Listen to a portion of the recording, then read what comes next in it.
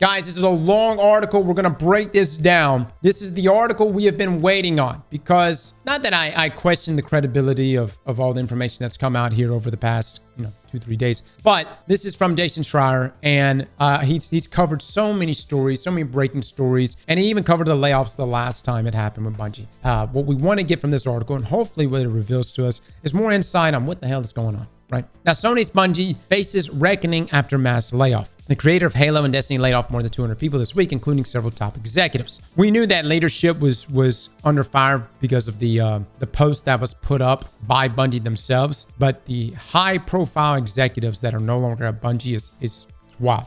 Luke Smith, Mark Noseworthy, those guys. Destiny changed. This week, Sony Group's corpse Bungie shrunk from 1,300 employees to roughly 850, deep cuts that are likely to change the nature of the long-running video game developer. Bungie, the story creator of the Halo franchise and the online game Destiny, said it laid off 220 people Wednesday. Those cuts included several top executives who have been with the company for decades, according to people familiar. The teams that were hit hard included audio, narrative, and player support. On social media, individuals shared their layoff stories, including one person who said that they were set to go on maternity leave starting Monday. The company said it is also hoping to move 155 others to Sony Interactive Entertainment, while a separate group will spin out a new game company within Sony to continue working on an incubation project codenamed Gummy Bears. That is the second layoff in less than a year for the revered game studio, which was founded in 1991 and has created two of the industry's biggest franchises in Halo and Destiny.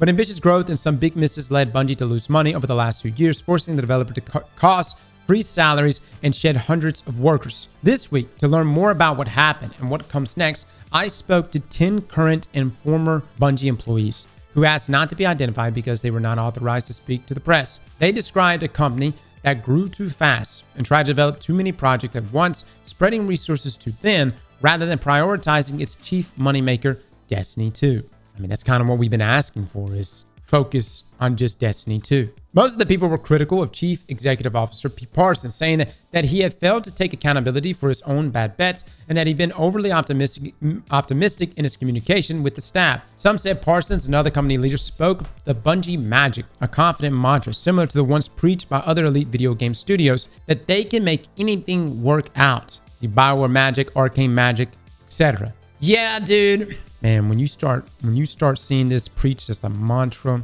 I mean, normally a humbling moment is right around the corner, right? A Bungie spokesperson did not respond to the request for comment. Bungie first released Destiny in 2014 in partnership with Activision Blizzard Inc. under a contract that called for the developer to release a new product every year, full games alternating with expansions. But the schedule proved untenable for Bungie, which cut ties with Activision in 2019 largely so it could continue updating Destiny 2 rather than start from scratch with another sequel. Since then, Bungie has transformed Destiny 2 into a live service game, updating it with the new content and regular expansions. In early 2022, during an era of low interest rates and stronger post-COVID sales across the industry, Sony purchased Bungie for $3.6 billion, looking at Destiny 2 as a model for its growing ambitions in live service games. Flush with cash, Bungie hired hundreds of new staff members and pursues a myriad incubation projects, including mobile versions of Destiny, remakes of old games, and new franchises. Mobile version of Destiny?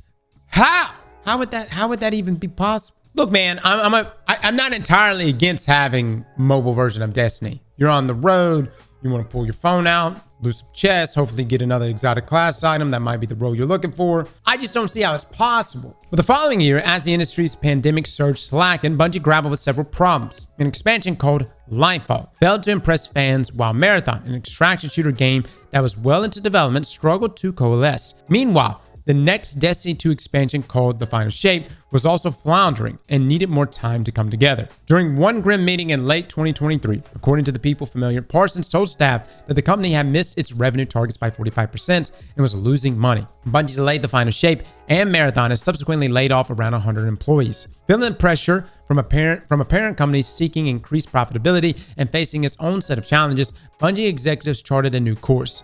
Both Marathon and Destiny 2 received new leadership as Sony's video game unit replaced its CEO and laid off 900 people.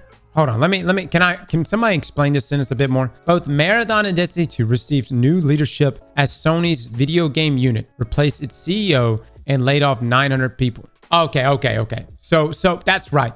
Marathon Destiny. Okay, Destiny 2's game director Joe ended up leaving, right? Green took over. Marathon, Christopher Barrett left or moved to some other position. And in the process, the guy from Valorant took over. Okay, gotcha. And in the process, Sony's video game unit replaced its CEO and laid off 900 people. Earlier this year, Sony Interactive Entertainment chairman Hiroki Totaki publicly criticized Bungie, saying he wanted to see more accountability. Employees were hopeful that the extra time on the final shape would lead to a great product, and the expansion received rave reviews. But the critical acclaim had little impact on the deeper cuts that were already in the works at Bungie, as GameFile's Steven Totilo reported on Thursday. In a blog post announcing the layoffs this week, Parsons acknowledged that the company had grown too much. We were overly ambitious, our financial safety margins were subsequently exceeded, and we began running in the red, he wrote. One of Bungie's big bets was Payback, an incubation project set in the Destiny universe that would shake up the formula in major ways, according to the people familiar.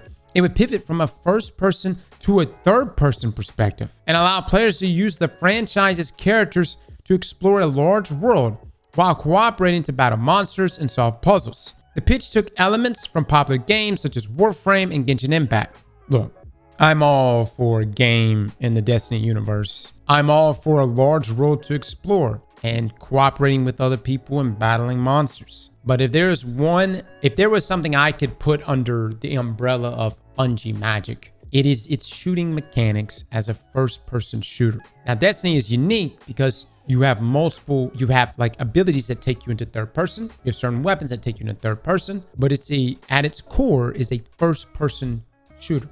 Gotta sell skins. You know that's why there's a big pitch on like third-person games, guys, right? A huge reason why third person is really pitched hard is for skins. People are more likely to buy skins, buy any type of apparel, buy any type of drip, because you're looking at your character. But I personally don't like. I like first person. I like the gameplay of a good first person game.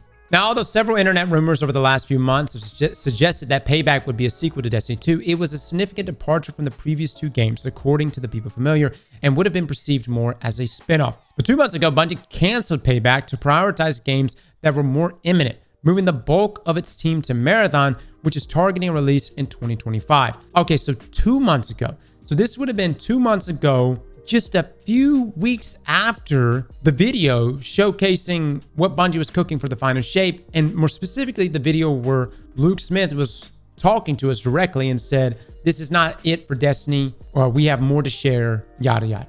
Right? Now, the company also plans to continue updating Destiny 2, although it will no longer pursue regular paid expansions as it did in the past, according to the people familiar.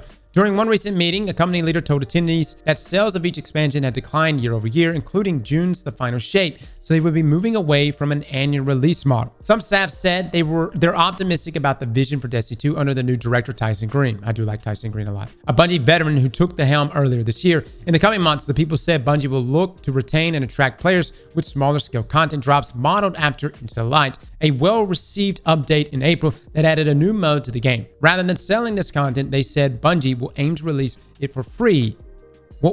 Rather than selling this content, they said Bungie will aim to release it for free along with overhauls to activities that it hopes will appeal to hardcore players. Other vague plans for the future include storyline that will feature characters and worlds that Destiny has not yet explored. Look, let me just say this. Into the Light was fantastic. I mean, don't get me wrong, Final Shape was the best expansion Bungie's ever done, but Into the Light was the ramp up for Final Shape. However, I think they needed each other. An Into the Light update all on its own wouldn't be as good if we didn't know what we were working to prepare for. We were working to prepare for the Witness and that impending doom. And then the Final Shape needed Into the Light to get people back into the game, to incentivize them to start playing every single day. It was a great onboarding expansion. My thing with this, how is Bungie going to make money off of this? Not that should really be a concern, because we should just care about the content being fun. But if they're having an issue with money, but it's for free, are they just going to hope Eververse carries this thing? All right, let's continue. Fans have wondered if Bungie might one day start anew with a Destiny 3, but such a project has not been in development, according to the people familiar.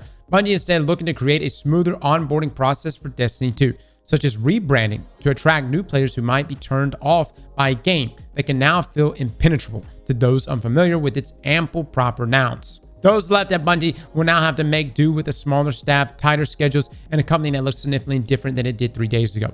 Longtime veterans Luke Smith and Mark Noseworthy exited this week, according to the people familiar, as did several other top leaders, leaving lingering questions about the future of decision-making at Bungie. Bungie staff who lost their jobs are receiving packages that include at least 3 months of severance and health benefits, said the people familiar. But just like last year's layoff, anyone who receives stock from the Sony purchase that is not yet vested will watch it disappear. Another painful twist for the turbulent acquisition. Wait, hold up. Anyone who receives stock from the Sony purchase that is not yet vested will watch it disappear. Look, I don't want to get too hung up on the stock thing. You know, that's for another time. This has nothing to do with the fact that Bungie is or has been losing lots of money. And obviously, there's been some great mismanagement going on. I think what's so unfortunate about this, let me ask you if this is probably used as leverage. Hey, we may not pay you as much, you know, maybe you get 80 cents on the dollar in comparison to someone in this industry, but we'll be able to compensate you through these vested stocks. Is that a tool for leveraging a lower salary? God, that's crazy, man. That's crazy. All right. First up, let's cover everything because a lot was being said here. I think some of the big points pulled out of this article. There was a mobile version of Destiny. What the hell? It's not that I'm against the mobile version of Destiny. It would probably increase the player counts, I'm sure. I just don't see how that could possibly run. But if there is some way to make it happen and I can, you know, go and pick up some bounties or something, you know, check out some vendors, maybe. But it definitely shouldn't be a priority. As in, you shouldn't be taking a portion of your studio and being like, we're going to work on Destiny mobile and take away from content that's being made for Destiny. This other thing, the other big thing that's even crazier to me is that the project that Mark and Luke Smith were working on in the incubation project Payback was third person. I love the other stuff. You know, I love the idea of playing different franchise characters. Cade, Ikor, Saladin, exploring a large world. I don't know what kind of monsters and puzzles they would be, but it sounds cool. I just don't like the third person part, you know? I think first person is just Bungie's bread and butter. Look, guys, I'm not gonna lie. I can't help but be intrigued. I kind of wish we could have seen maybe some gameplay. I wonder how far it got into the development process. But I know third person is not what we want. But I'm curious. Like, okay, what do you got? What have you made? Because Remnant is really good. Remnant is one of our favorite. We love Remnant. It's essentially Souls, but with guns, right? Dark Souls, but with guns. I'm curious, you know, is this game, was it just going to be like Remnant in a lot of ways? So some things right here, guys. Can I just say, and I know people are going to call me crazy. I still have faith. Not a lot of faith. But unless I see Tyson Green leave, until that moment, until Tyson Green literally types on Twitter, this is my final day at Bungie.